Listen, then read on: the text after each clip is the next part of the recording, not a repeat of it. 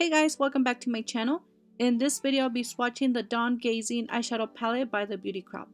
This has a cardboard packaging with the magnetic closure and it does not include a mirror. This is a 12-pan palette that retails for $24.50. It has a mixture of mattes, metallics, and a pressed glitter. The color story of this palette is inspired by the sky at dawn.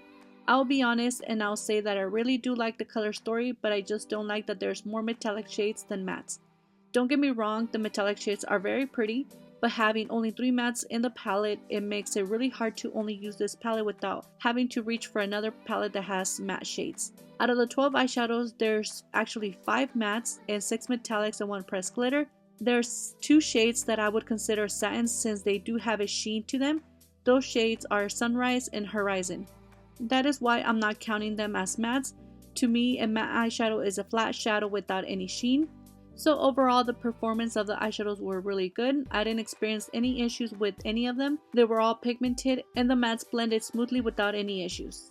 So I really hope you guys found this video helpful. Please don't forget to give me a like and subscribe, and I'll see you guys very soon on my next video. Thank you so much for watching.